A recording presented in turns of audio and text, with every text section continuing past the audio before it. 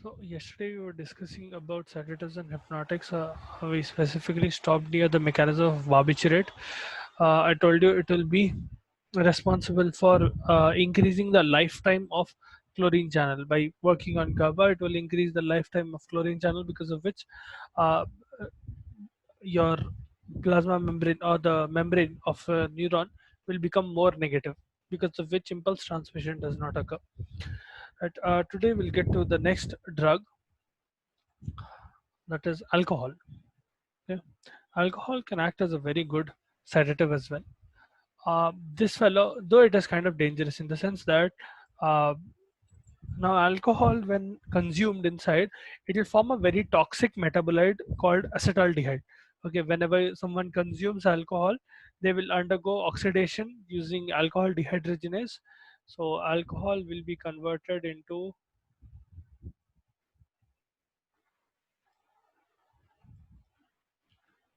acetaldehyde um, using a particular enzyme called alcohol dehydrogenase.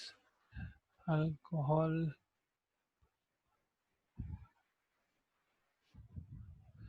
dehydrogenase. This enzyme is the one that will oxidize alcohol, and whatever alcohol you are consuming, it will initially be converted into acetaldehyde, and further it will be converted to other metabolites where it is converting into acetate and again into carbon dioxide and water. But the main problem with alcohol is that whenever acetaldehyde is present, this fellow can cause a lot of problems. Especially, it will cause problems in your liver. Okay, it will cause fat deposition, it will cause fatty degeneration, and it can lead to cirrhosis. Long-term chronic alcoholism can lead to cirrhosis. Now, if you locally apply alcohol on your skin, it will work as an astringent. It will harden the skin. Okay, it will precipitate proteins and it will harden the skin. It can also work as an antiseptic. So if you want to clean a particular surface before inserting a needle or before performing a particular small surgery or something, you can use alcohol to clean the surface. All right, but not on open woods. It will burn a lot. uh, on your CNS, alcohol causes profound depression. All right, the CNS functions of a person who is consuming alcohol will be significantly depressed, wherein they will have sedation, they will they'll start to become drowsy, and the effect on CVS is dependent on the dose. If you take a very small dose of alcohol, you will have flushing. Okay, the person will have a feeling of warmth. They will feel warm from inside.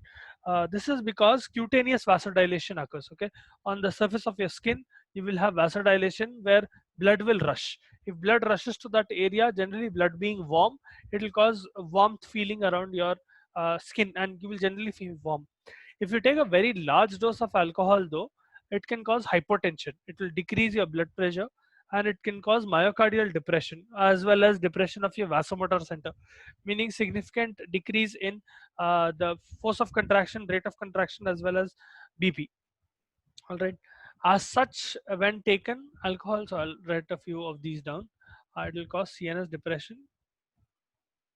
To your CVS, it is dose dependent. Low doses will cause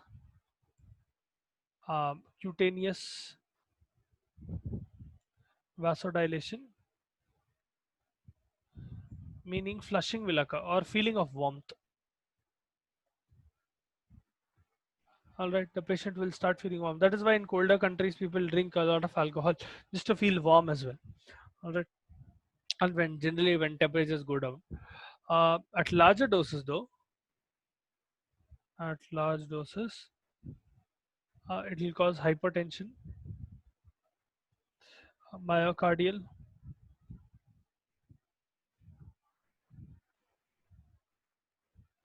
and vasomotor depression, vasomotor center depression. Okay, if vasomotor center and your myocardium is being depressed, you will automatically decrease the cardiac output of your heart. All right, on your GIT as well as liver, secretions will increase. Okay, if someone is taking alcohol for a very long period of time, in the sense that if someone has chronic alcoholism or someone is a chronic alcoholic, alcoholic, It can cause PUD. Okay, it can cause peptic ulcer disease. It can cause liver damage. It will cause cirrhosis. Cirrhosis is irreversible liver damage. It can cause hepatitis. It can cause steatosis, fat accumulation in your liver or around your hepatocytes and in your hepatocytes. All of that will happen. Alcohol will also act as a microsomal enzyme inducer and a aphrodisiac. Aphrodisiac is something that will remove inhibition. So you will do things that you normally don't do. So things like, let's suppose, if someone is afraid of doing something, if they drink alcohol they will not be afraid, or at least not as afraid of doing that thing. For example, if they are trying to bungee jump or something like that, some adventure sport. Okay, if you drink alcohol, generally that kind of inhibition goes away, your fear goes away in a way. Okay, I'm not advocating the what do you call, uh, advocating you to drink alcohol, but that is what alcohol does. Another thing is that it acts as a diuretic. It will cause diuresis, increased urination, because this fellow will decrease the amount of ADH,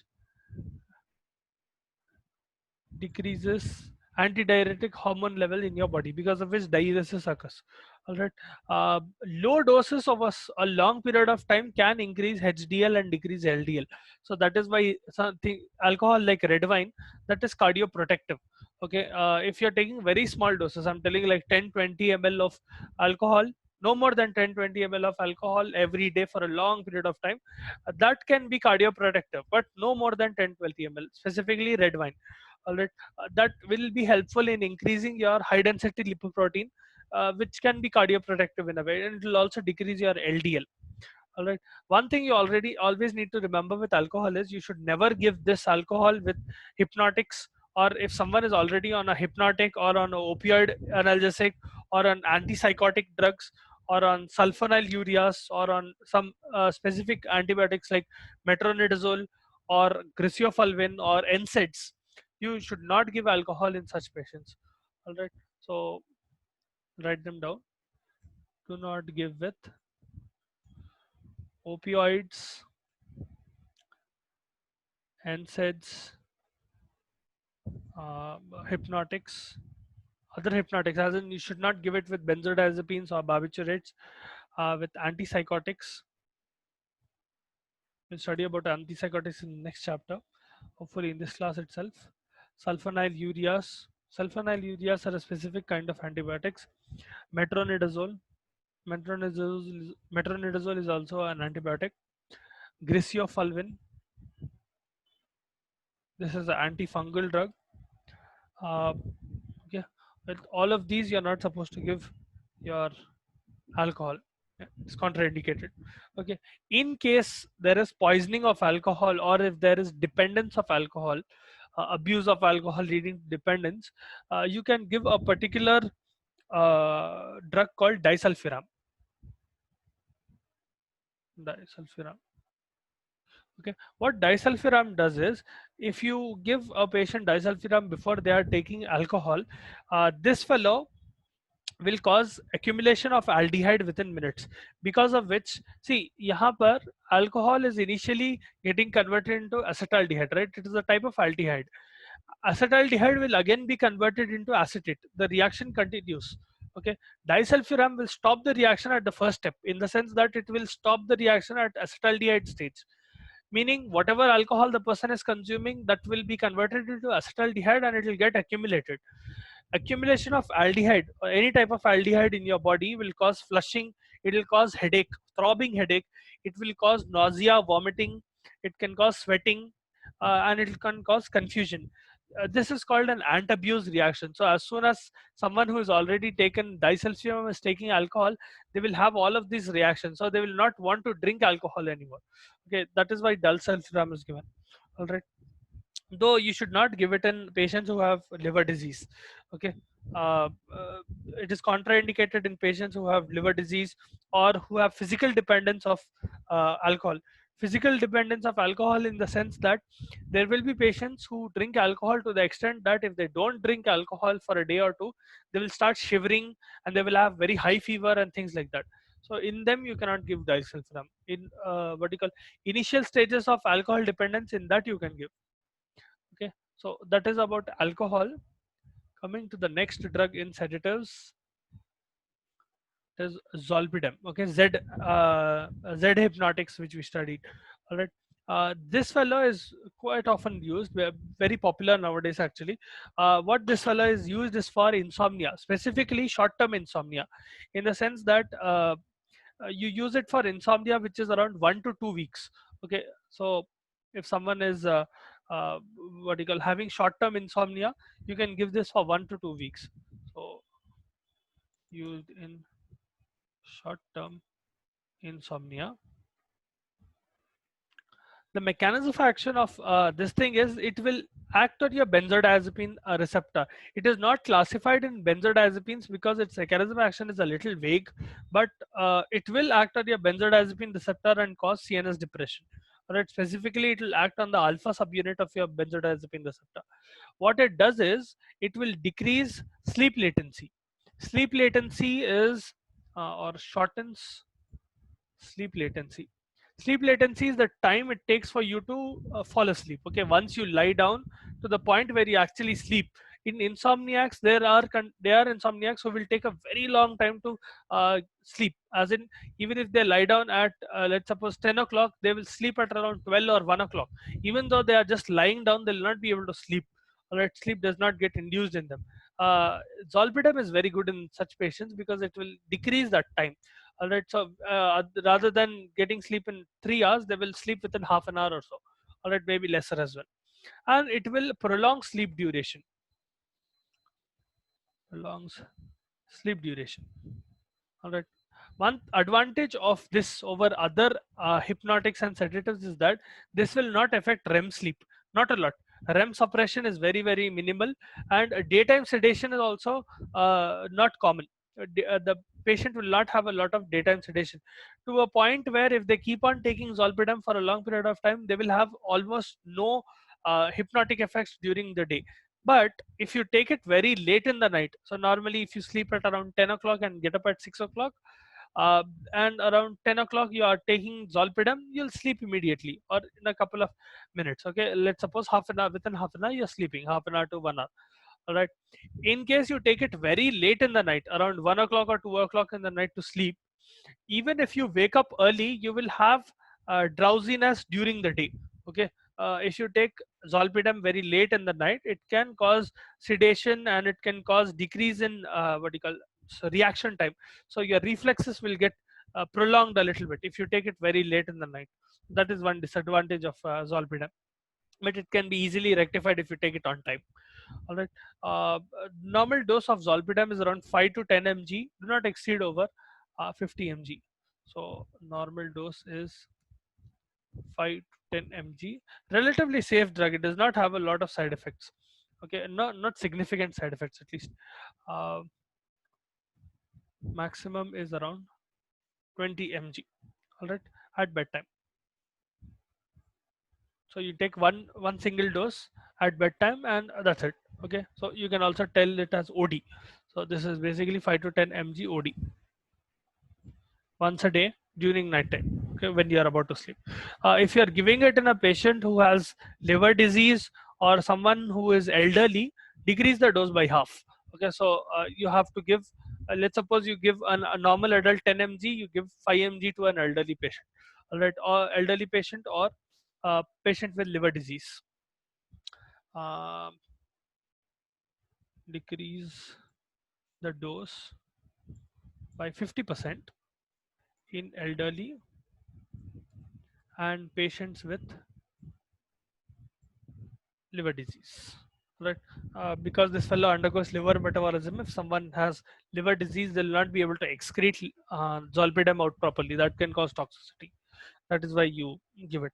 Another thing is that this fellow will act on a very, very short period of time. The duration of action of zolpidem is very short, but its after effects can be longer. That is why you get morning sedation if you take it very late in the night.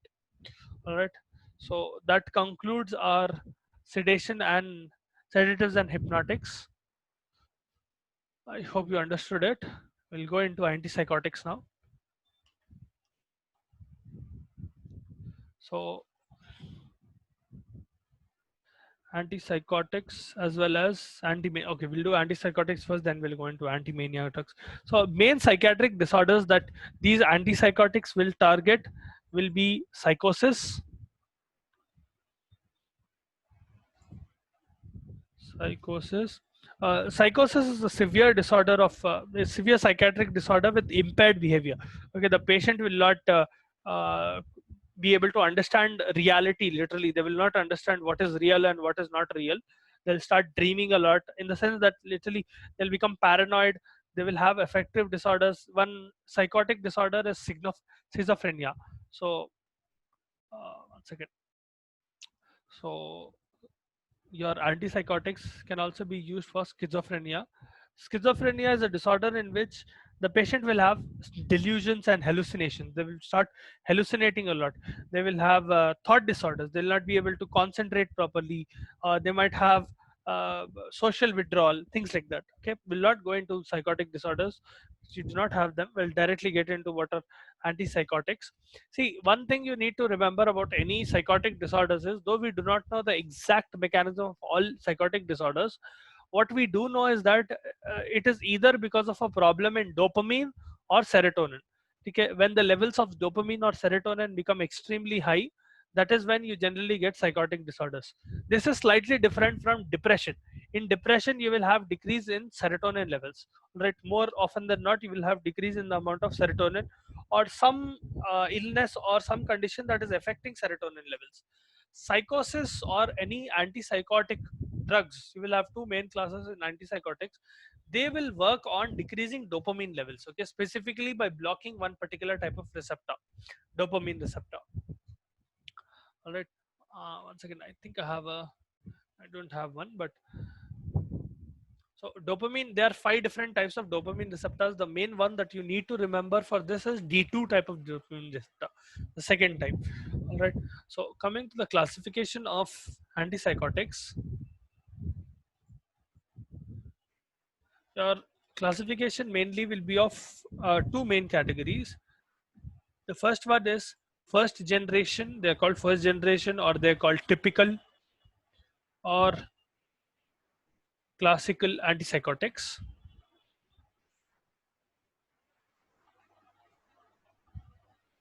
See, the difference between first generation and second generation antipsychotics is that initially it was thought that second generation antipsychotics, at least the hope was to develop second generation with fewer side effects and fewer adverse effects. But that is not exactly true.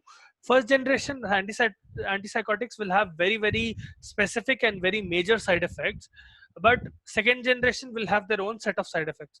The only main difference is that in patients who do not respond very well to first generation antipsychotics, they might respond to second generation antipsychotics. Generally speaking, if you give an antipsychotic drug, it will take a long time for it to start working. Sometimes 1 week or 2, 3 weeks, sometimes a few months as well, wherein you will start seeing proper effects of psychotics.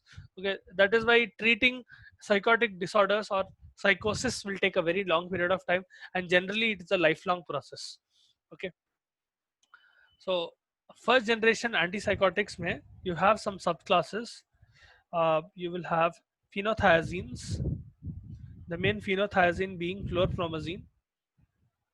Chlorpromazine, this is kind of a standard drug. Okay, how aspirin was for NSAIDs, chlorpromazine is for first generation antipsychotics. Okay, you will study about chlorpromazine in a bit, where you will see all the effects of chlorpromazine, and that you will understand why it is ideal kind of antipsychotic. Okay, you have this thing, and you have flufenazine. Okay, 2 examples are enough. Then you have butylphenol. Okay, butyrophenones.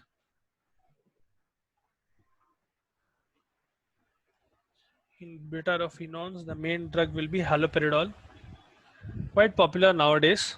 Haloperidol and droperidol.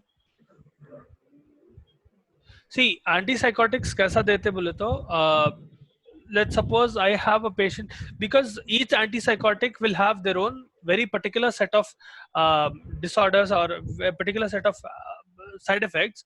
For example, if I have, let's suppose, it is common that some antipsychotics will cause what do you call, it will cause anxiety. Okay, in some patients it can cause anxiety, or let's suppose in some patients it can cause constipation. Okay, or in some patients it can cause for example, it can cause diarrhea. Okay, so I will use a type of antipsychotic. Let's suppose I have some X antipsychotic. Okay, uh, all of them will have some or the other and side effects, so you have to play around with them. Let's suppose X antipsychotic is causing diarrhea. Okay, I will try to give antipsychotic in a patient who has psychosis and who has constipation. Okay, things like that I will play around like that. If I have a patient who has, let's suppose, psychosis, or they have schizophrenia. Okay, let's suppose they have schizophrenia and they have constipation. Okay, they are not able to evacuate their bowels properly. In such patients I can give X antipsychotic, so it will treat not just schizophrenia, but it will also treat constipation. If I give a drug which is causing a side effect of the drug which is diarrhea, if I give it in a constipated patient, it will bring their condition back to normal, or somewhat normal at least. Okay, that is how you need to play around with antipsychotics. That is how at least psychiatrists will play around with antipsychotics. Okay, all of them will have severe side effects. You cannot skip side effects in antipsychotics.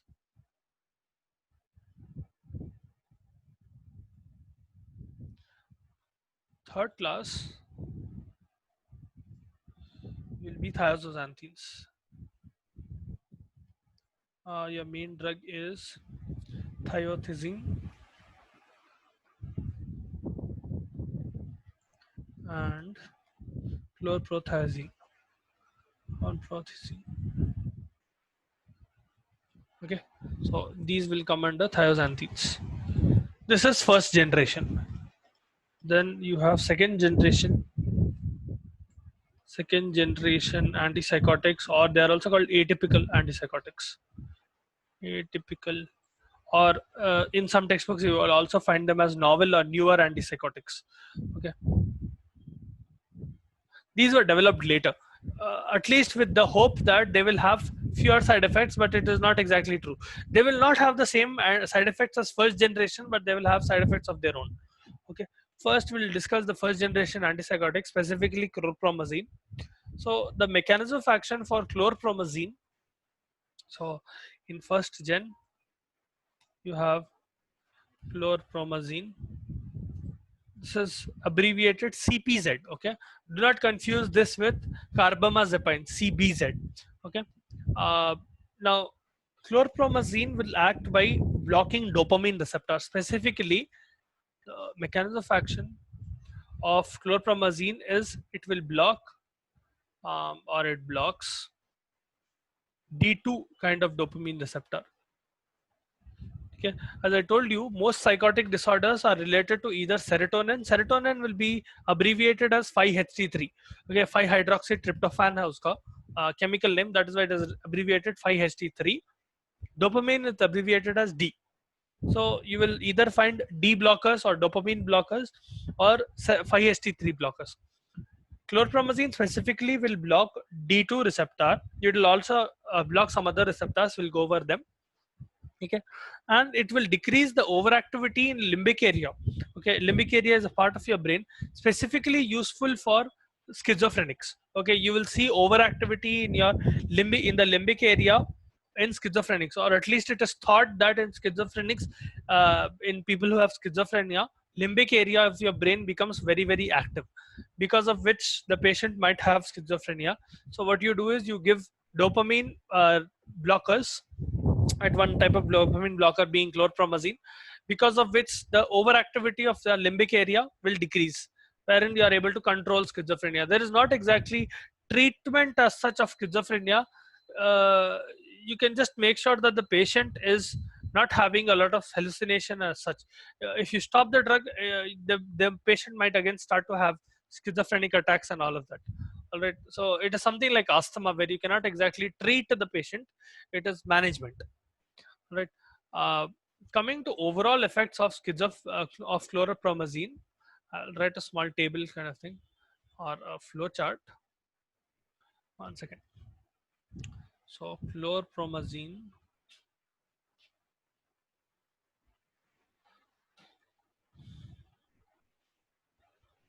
Chlorpromazine will not just block dopamine, it will block some other things as well. Study about that. It will block. So 1 second.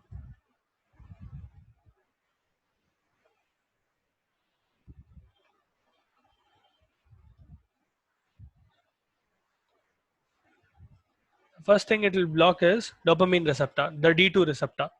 Okay, D2 dopamine receptor. What is the effect of blocking D2 receptor? One thing is specifically in basal ganglia, it will cause. Uh, I'm hoping that you know neuroanatomy a little bit because all of this will significantly depend on you and your knowledge of neuroanatomy and neurophysiology a little bit at least. Okay. Dopamine specifically when blocked in your basal ganglia, it will cause extrapyramidal symptoms. Extrapyramidal symptoms, आप extrapyramidal neurons के बारे में कभी पढ़े होंगे ना? I'm sure they are extrapyramidal neurons in your uh, going up through your spinal cord. So the function of those extrapyramidal neurons is controlling motor activity, okay, controlling movement patterns.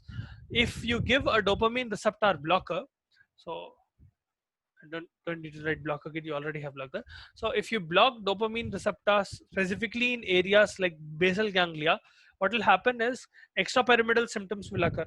Extrapyramidal symptoms will include what do you call acute dystonia, where the patient is having uncontrolled muscle contraction. Okay, movement disorder hai. If extrapyramidal function is controlling your movement, if you are blocking extrapyramidal neurons, or if you are blocking the area where extrapyramidal neurons will give information, you will have extrapyramidal symptoms in the sense that you will lose proper motor function.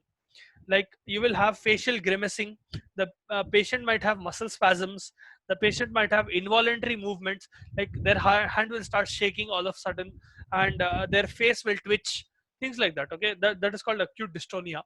Or the patient might have Parkinsonism like symptoms, like tremors, or they might have muscle rigidity. They will not be able to, like your muscles will not be nice and flexible, they will become rigid. Those are all related to extrapyramidal symptoms. So blocking dopamine receptor specifically in your basal ganglia, I'll write it like this. 1 second.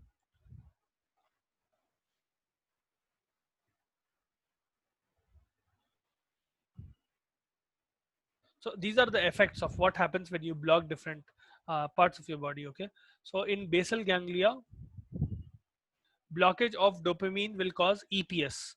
Okay, extrapyramidal symptoms. I'll just write EPS here. EPS is extrapyramidal symptoms. Extrapyramidal symptoms is a hallmark of all first generation antipsychotics. Almost all of first generation antipsychotics, whenever and wherever you're blocking dopamine, you will have extrapyramidal symptoms, because dopamine is a very important neurotransmitter for the neurons of your extrapyramidal what do you call system of your brain. Then you have chlorpromazine's effect on limbic area. So if I block your dopamine in limbic area, it can cause antipsychotic effect. आप लोगों को अब तक कभी भी इरागड्डा में या any psychiatric hospital में पोस्टिंग हुई ever, or have you worked in a hospital where there was a psychiatric ward? Because it will be easier to correlate these symptoms, or at least later on see. I'm sure, I think in the third year or fourth year you will have psychiatric posting. Sometime or the other you will go to Eragata, where you will understand these much better. Because see, one thing about pharmacology in general is that it is much more easier to understand pharmacology when you see it in practice, how it is happening in a hospital and where it is being used, how it will work. Those side effects you'll be able to see in front of you. Okay, if I give this, and you will see different side effects in different patients. So if I have two different patients who is taking paracetamol, you will see headache in one, you will see what do you call abdominal pain in another. Okay, depending on patient to patient it will change, things like that. Okay, so it is easier to understand that way.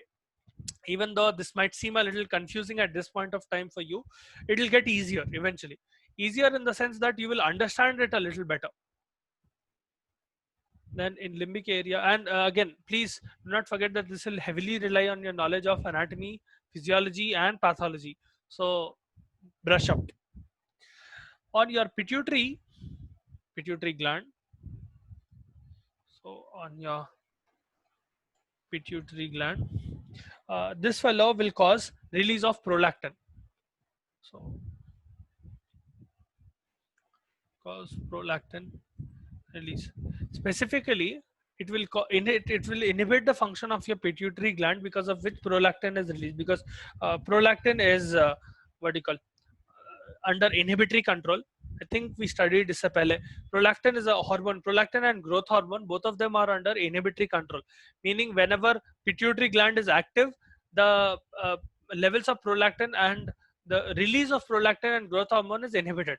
So, whenever you give something like a dopamine blocker, like chlorpromazine, it will inhibit the function of pituitary gland. When you are inhibiting the function of pituitary gland, prolactin starts getting released because there is no one to stop it. Okay, initially there was pituitary gland that was stopping it. If you give chlorpromazine, it will stop the function of, or it will inhibit the function of pituitary gland, because of which prolactin gets released. If prolactin gets released, one common symptom that you will see is amenorrhea. Okay, the patient will not have proper menses, or they will have complete loss of menses. Okay, that is amenorrhea. In some patients, you might also see oligomenorrhea, where decreased amount of menses occur. Okay, so that is one. Then on your chemotrigoson, it will also act on your CTZ. On your CTZ, it will act as an antiemetic. So it will decrease any impulses of nausea and vomiting. Okay, so technically it will not affect as such, but if you give it in a patient who has a disorder of nausea and vomiting, chlorpromazine can act as an antiemetic drug. Okay, it will inhibit CTZ. So these are the functions related to dopamine of your chlorpromazine. Other than dopamine, it will also block muscarinic receptors. What are muscarinic receptors? Muscarinic receptors. Now, isse pehle when we were studying about asthma, I told you that there is something called adrenergic system and cholinergic system. Right? In asthma, we studied about beta adrenergic receptors. We were trying to stimulate beta adrenergic receptors, where we studied about beta adrenergic stimulants, right? Like salbutamol, salmeterol, all of those, terbutaline. Those were beta adrenergic uh, agonists. They caused dilation of your bronchi, because of which you'll be able to breathe easier. Muscarinic receptors correlate with cholinergic system, with acetylcholine. Okay, your acetylcholine as such will have two different types of receptors through which acetylcholine will work, or two different types of neurons through which acetylcholine will work. Okay, so if I use acetylcholine, you will see them working either through nicotinic receptors or through muscarinic receptors. Okay, they will have subtypes in themselves. I'll discuss about them more in detail in the next class. We have not done with chlorpromazine. We need to understand what is muscarinic receptors before we can go further. Okay, just take your attendance.